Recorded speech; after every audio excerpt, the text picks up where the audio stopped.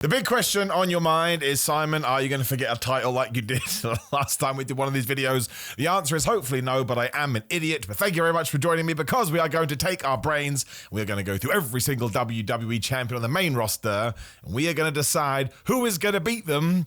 And obviously, if we're right, because we're a unit now, we will celebrate like the nerds we are. So, we're going to start off with the Women's Intercontinental Championship. Obviously, Lyra Valkyria only just won this. Very, very cool. Awesome that she kind of got caught up last year, then lost in the shuffle a bit, but now she's back with the vengeance in 2025. And a lot of people are not going to agree with me, and that's totally fine. I do think she should hold it all the way to WrestleMania. I don't think it needs to have a super duper whooper long reign. I'm a little bit worried that sometimes companies feel like you have to do that. Otherwise, we're hot potatoing the belt around. But it all comes down to stories, and it all comes down to sort of feeling the crowd. Sometimes you just know when it is time to change a title, which is why I do believe Becky Lynch will be coming back in the Royal Rumble. It kind of feels like there's other people that have to take up the world title scene at the moment. So I would say, Becky, you're a huge star. You're one of the big stars we do have. Could you please go down into the quote-unquote mid-tier area for now, and we're going to light fire under your ass, and therefore you'll light fire under that title's belt. Tell off, it was totally gibberish, but the point is, I think we should do Lyra Valkyria versus Becky Lynch at WrestleMania for two very big reasons. One, even though it is kind of face versus face, I don't think Lyra loses anything if she does get defeated by Becky Lynch, but it also can tie into a story, which was the NXT program. When Becky Lynch went down to NXT, she became the women's champion, and by the way, who just so happened to beat her for that belt? It was Lyra Valkyria. That just works, and I think we can allow Lyra to lean a little bit into, I beat you once before, Becky, and I'll do it again, as long as the verbiage is right, as long as the promos work. I don't think that's going to turn Lyra Valkyria super heel, and in fact, I would argue that the best example of this is Roman Reigns, who walks around going, I'm the best, I'm the man, no one can beat me, and we all go, my gosh, you're the greatest person ever. So it certainly can be done. I just think that with these championships, you want banger matches, and you want the more general WWE audience to understand that you should care about these things. Look at the World Heavyweight Championship. Seth Rollins talks about this on Chris Van Vliet's Insight podcast. It took him a hell of a run to the point now we are starting to see it of a World Championship level, and the same with any brand new title you do introduce, not the Speed title. That's bizarre, right? Good for the Speed title, and I hope it's doing well, and I hope its family's fine, which is a very bizarre thing to say, but I just like the idea on paper, really, and because they had such good matches on NXT,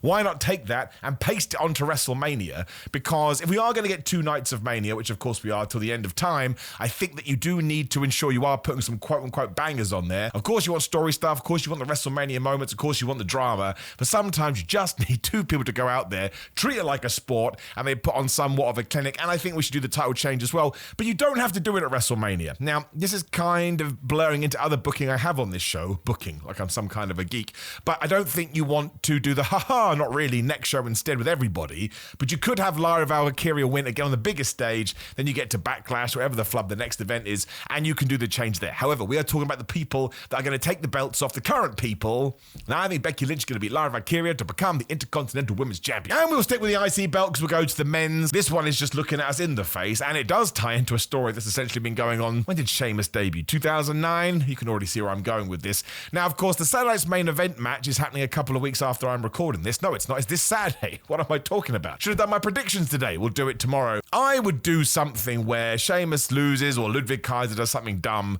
and we get to WrestleMania and Sheamus says, look, this is the last time I'm going for that belt. If I don't win it, I'll draw a line under it, and I'll never challenge it again, no matter who has it. And of course, he does win. Doesn't harm Bron Breakker again. Bron Breakker's going to be fine. As long as you don't, like, I don't know, get Bron Breakker's mum and hang her on a forklift. There's nothing you can do to stop Bron Breakker's momentum. So essentially keep Vince Russo away from the WWE. And I just think Sheamus deserves it, which is a dumb term, but I do. It's the last thing he needs to do in his career. He just signed a 5-year deal, so I guess we've got another 5 years to get it done. But I would rather we sort of got rid of this in the sense we've ticked the box. It's not out there anymore, sort of waiting to creep up on us, and just allow Sheamus to just go and have amazing matches with everybody where titles don't even matter, and then you can get the young blood that is coming through, and they can fight over the championship as well. This one may be my heart speaking over my head, but I think that Sheamus at WrestleMania 41, on night 1 or night 2, it doesn't matter, should become the Intercontinental Champion, even if he only holds it for 24 hours. It won't matter, because again, there is so much more to that. It would make me feel warm and fuzzy in my tum-tum, and this is why I watch wrestling. So the Women's US Championship Championship is a bit different because obviously Chelsea Green and Meechin are feuding at the moment, and there are other few people sort of sniffing around. And I think Jade Cargill could probably come back and have a pretty good feud with Chelsea Green. But as a couple of weeks ago we did tease the Piper Niven stuff, I was like, maybe we should just do that. Maybe this should just be a nice tale that goes all the way to WrestleMania as well, because we still hope to have time. It's the 20th of January, so we've basically got 3 months just shy to build something for WrestleMania. And it is a bit boring that all tag teams in wrestling do fall out, but it doesn't really feel like WWE is going to do anything big with this Chelsea Green Piper Niven thing. So maybe this is the way to do it. They do fall out. I mean, you are kind of walking a tightrope because people do like Chelsea Green. Does that mean Piper Niven by accident becomes the de facto heel? Would that even matter? I don't know. But I was just thinking, wouldn't it be nice if Piper Niven won a championship at WrestleMania 2, whichever pay-per-view PLE you want to do? Because she has kind of been an unsung hero for many, many years. I don't want to say she's almost been in the background. That's not fair, but never really given the opportunity to shine. And again, because it is a brand new belt, and because we are having the more quote-unquote, I'm going to smash into you really, really hard and do a sports thing for the IC title, maybe with the US Women's one, it could lean more into story and narrative and drama and all the things that keep bleeding out of my mouth. So again, this one is just something that I would like to see, so we may as well put it out there. Ultimately, the cool thing with these brand new belts is you could pick anyone. Again, a Jade Cargill could do it. I think Bianca Belair should be going after the World Championship, but she would have the same credibility as a Becky Lynch. And there'll be other people I'm not even thinking about. B-Fab obviously is going to get in the mix. I think B-Fab should win it, but I don't think she should win it from Chelsea Green. I think that should be down the line. Or you could have B-Fab win it first, or even Meechin win it first, then eventually Piper Niven does turn. But again, we're trying to manifest stuff here, even though that's not going to happen because it's just a bald idiot ranting on the internet. But I'm going to say Piper Niven defeats Chelsea Green. A little bit of a long shot, I would say. But again, if it does happen, I can just nerd out about this. Because again, we've already talked about a massive nerd. Now, after recent events, I think the men's US one, I'm actually going to give you 2 here. I'm going to stretch it out a bit. LA Knight will absolutely win I shouldn't say absolutely. That's a terrible thing to say. LA Knight should win it back from Shinsuke Nakamura, because I think you need to tie a bow on that. We're really not doing anything with Shinsuke Nakamura, so while I did enjoy the win at the Survivor Series, I think we can kind of sort of pull the trigger on it relatively soon. To build LA Knight versus Jacob Fatu again for WrestleMania. So I'm stretching out a lot of title wins here, or changes at Mania. But that's the point of WrestleMania. It's meant to crown new guys. You're like, oh my gosh, what are they going to do in 2025? And it should be Jacob Fatu, given that these two have fallen out. They should have a tremendous match in 2025. Don't forget LA Knight. Obviously, he still has all the star power in the world. But obviously, Jacob is one for the future, much like a Bron Breakker. And I think Bron Breakker will probably win that IC title back, and they are on a collision course eventually. So I would also have them running parallel to each other, with Bron Breakker smashing it on Raw and Jacob Fatu smashing it on SmackDown. But as the US champion, I will be amazed. Maybe he even beats Shinsuke Nakamura from it and we miss a beat. But within sort of the lines that I've just laid out, Jacob Fatu is the US champion within 2 to 3 to 4 months max. I think you have to capitalize on this. Obviously, he's now slowly removing himself from Solo. He's cutting badass promos. He feels like a threat. And you don't want to give him the world title too soon. You don't want to move into main events too soon because we have all the time in the world. So it's a drip feed situation. And the best way to drip feud is maybe he does sort of take over the Bloodline 2.0. We're seeing it now. Maybe he even brings in some of the other Anoa'is that have been hired. You then allow him to win the US championship, and eventually he has banger feuds with that. And then he goes on to the world title. It's a lot like what we did with The Rock and Steve Austin. Not saying he's going to be their levels. I've just been watching a lot of clips recently, and don't forget, when Austin and Steve Austin were feuding over the IC title, it felt more important than the world title. And everyone forgets Steve Austin just went, nah, I don't want it anymore. He gave up the championship and gave it to Rocky, and he went after the world title. But it worked out because, again, they had the aura and all the other 2025 words. So it would be hard for you to come up with somebody else, I think, is deserving of this. There is a counterpoint. It's too soon. Nothing is too soon in wrestling. Get stuff done. That is what I've learned the older that I've got. The longer you take with it, the more risk you put out there. We don't need to do that. Jacob Fatu has already put in a year, whatever it is, close to. He's over. He's the man. He's the best. Can have a great career. Give him the flipping US title. Now, the Women's Tag Team Championships are next to impossible because, once again, they've kind of vanished. Now, Naomi and Bianca Belair tomorrow night, as I'm recording this, are taking on Lash Legend and Jakara Jackson for the women's tag for those championships. I think they're on the line. And if they're not, I think probably it should be Lash and Jakara. I'm just at a loss as to who else it could be. I mean, Nia Jax and Candice LeRae could win them, but that means we have to go back to that match. We just did it on SmackDown, and it feels a little bit laborious. Like, I like everybody involved. We've just done it so many times. And if Naomi is going to be a bad guy because she attacked Jade Cargill, then we do need to get those titles off of them. That removes those three from the equation. You can't do it with Chelsea and Piper because they've spun off into their own direction. I mean, we could bring back the Iconics, which I'm desperate for. Did a tweet the other day that did quite well. I was surprised. And Chelsea Green even replied to it, because I think she should be the leader. That should be, we get rid of Piper Niven because they have the fall, as we've talked about, and Chelsea's new recruits are the Iconics. So they could certainly win the titles, especially if Chelsea Green went and won the US Championship back. But I really enjoyed what Lash Legend and Jakara Jackson did when they were on the main roster. So maybe this is a little bit of a test of then going back to NXT. If we do the change, though, do it on SmackDown so the most possible people can see it. This one is a little bit of a shot in the dark. I struggled and I sat there, and maybe there's a team I'm forgetting about and I'm a massive idiot. That's why it's kind of mad we got rid of Indy Hartwell, because Indy Hartwell and Candice LeRae easily could have fit into that position. But I will go with those two because, again, if you are going to call them up, why stand on ceremony, Mr. Wayne? Let's turn them into the biggest deals we possibly can. I think the men's ones are a bit easier. So we'll start with the Raw sets of belts. Now, again, on the Raw, as I'm recording this video, the New Day are back in action, and I think they need to go on a bit of a tirade, and they should be the people to take on the War Raiders and win those titles. I love those two. Ivar and Eric have been through so much, and they're inspirations. But purely from a story point of view, the New Day need to get to that title match as quick as we can to capitalize on what they did do in the back end of 2024. They need to hold those championships. This should be a long title run, because I need Xavier Woods and Kofi Kingston to be the most dastardly, awful, asshole people from now until the end of the year, where they just cheat and they pull the rug over people's eyes and they do horrible things and they're disgusting and they spit in people's faces, to the point hopefully Big E eventually comes back and costs them the championship. Even if he's not cleared to return, it doesn't matter. He can pull a rope down, he can trip someone, he can cast distractions, all good wrestlers like to do. Just think that would work perfectly, and the New Day have to get their comeuppance eventually. But while they are being Jedi, I shouldn't say Jedi, when they are being members of the Sith, I think we need to go all in with this, and to do that they need a prize, because that's just going to wind everyone up more. Of course, deep down I'm secretly going to like them because I'm a terrible person, but I went through everyone. I don't think you need to throw somebody else in there. The War Raiders are super duper good guys and people love them. Everybody helps the New Day. Let's just fashion it, let's get it done, and I actually think this could be pretty damn great. Now, the SmackDown men's tag team titles are way harder because, of course, DIY have them at the moment, but technically they're feuding with the Garzans, they're feuding with the Street Profits, they are technically feuding with Pretty Deadly, and they're feuding with the Motor City Machine Guns. Now, I don't think you want to put it back on the Motor City Machine Guns just yet, although you could do. To me, Angel and Bert are as good as they are. I think they need a little bit more juice before we put them there. You could give it, the Street Profits are injured, I should say, so you can't do that. I'd actually give it to Pretty Deadly, and the reason I like that is, at the moment, we've got this story of Pretty Deadly being like the lapdogs to Johnny Gargano and Tommaso Ciampa, even though DIY are horrible emotional manipulators. Now, Apollo Crews seems to have taken a liking to Kit Wilson and Elton Prince, so maybe he could even help. Now, once again, you are running a bit of a gambit there, but if we do need to give a certain edge, not Adam Copeland, but he went to AEW, to Pretty Deadly, well, they can have the flipping tag team titles. They don't have to hold them for that long either, because again, I've just mentioned all of these teams. I will probably call some people up from NXT soon, and that could all culminate in something at WrestleMania. If we did a big multi-man match, I get this is very similar to what we did last year, but you could have all of these teams, and it is Pretty Deadly that kind of squeak their way to the win.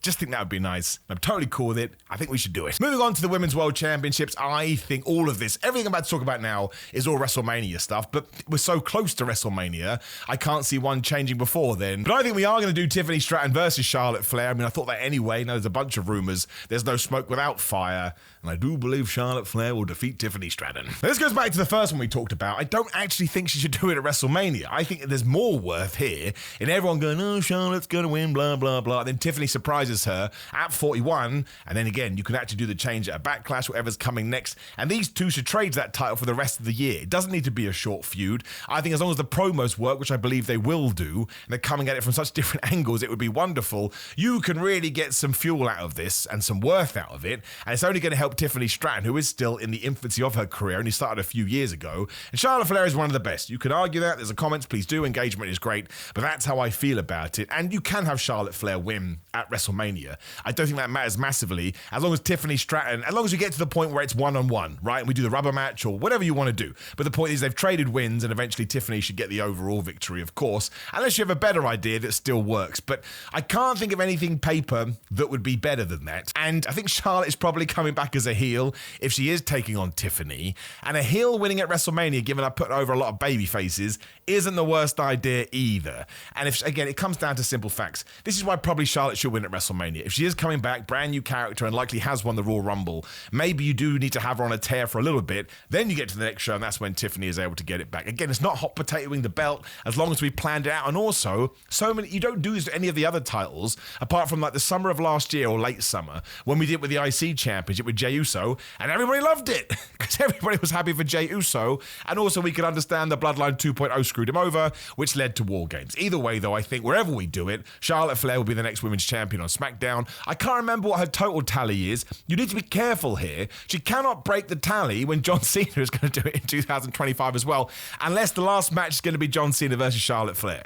Be honest with you, my friends, I'm not totally against it. I think you can figure out what the Raw one is too. Obviously, Rhea Ripley is the champion. I think Io Sky will win the Elimination Chamber, and it's the same old deal. Maybe she doesn't do it at WrestleMania because you don't want to change all the belts, which would be a bit crazy. But I do think Io Sky should defeat Rhea Ripley because I just think that would establish her as such a threat, even more so because she has had a little bit of a poor run from a kayfabe point of view. A lot of championship opportunities didn't win, a lot of number one contender opportunities. Well, she won that one, but a few other matches. And I think she'll probably win the Elimination Chamber, which you could argue is enough to put her into that field. The way I look at it is, you don't want to do a one and done with Rhea Ripley and Io Sky. I think they could steal the show. They're of such talent.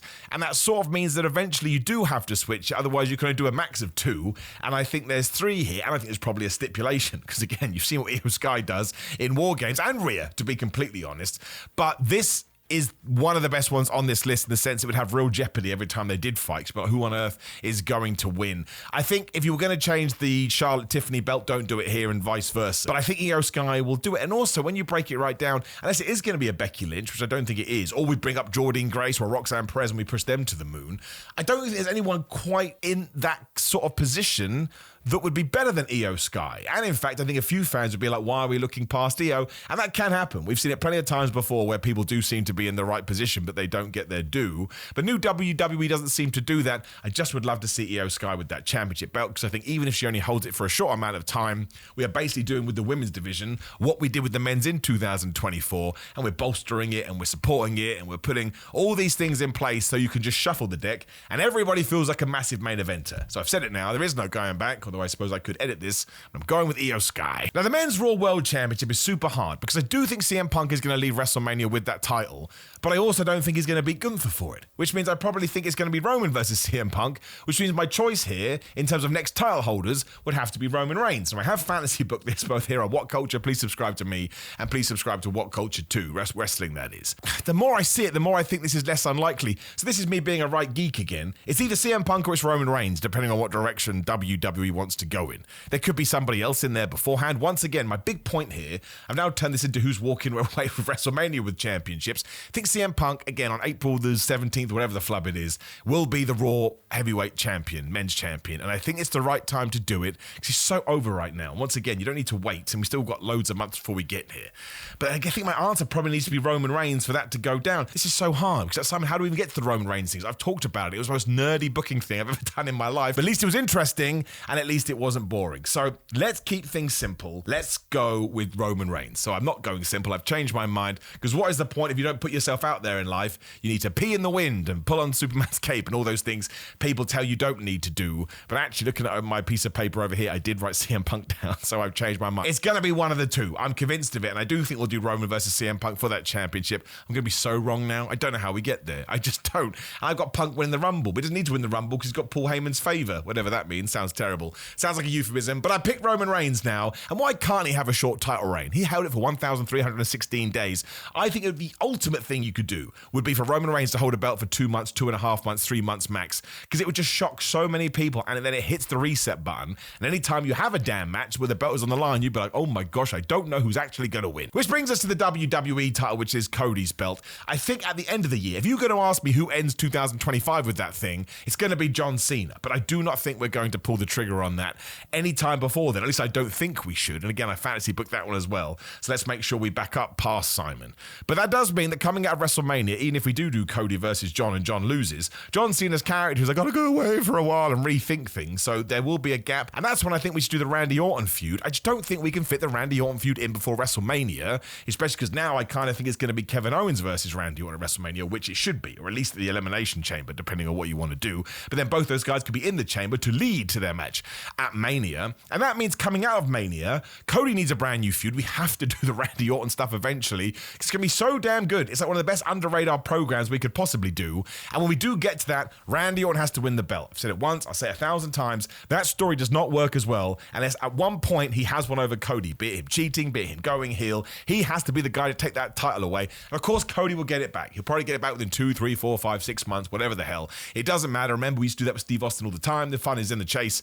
But it's really hard to knock me off my perch. I'd have to see something happen on television that I go, oh man, that is better. And that's why they're paid the big bucks. But again, in my stupid head, I think Randy Orton is the guy. And that feud can go on for ages. That can be like Cody's Brock Lesnar feud that we did a couple of years ago that just sort of sticks in the middle of the year. But you look back and go, oh yeah, that's pretty good. I'm happy we do that. And it keeps business up, right? None of this WrestleMania lulls. Because again, Randy Orton is a super duper whooper megastar. And he should be the champion one last time. I think that takes him to either 15 or 16. Maybe even get to the year you do John Cena versus Randy Orton. He's trying to stop him because they're on the same. That's probably not even true. I don't know how many world titles Randy Orton has, but it sounded good coming out of my mouth, so I'm saying it. But my official choice is Randy Orton. I think we should do it, and we should give Randy Orton a good old send-off too. Now, the most important thing is for you to get in the comments and let me know, 1, how wrong I am, and 2, who would you pick for every one of these? There is 1, 2, 3, 4, 5, 6, 7, 8, 9, 10, 11 maybe. Can't really count. That's a long way away, but definitely give me your choices. Otherwise, please do interact with the video that's on the screen right now. Like, share, subscribe, hit the notification bell, the most important part. Otherwise, I am affiliated with Gorilla Mind. If you go to their website and use the code Simon, you get money off. There's like loads of money off pre-workout at the moment. So that is the best pre-workout as a game as far as I'm concerned. I'm on social media. I've got t-shirts and pro wrestling tees and Big Cartel. Again, it's all in that description. Anything you can do to help the channel helps me immensely. Thank you very much for your time, because nothing is worth more than that. And I will see you tomorrow.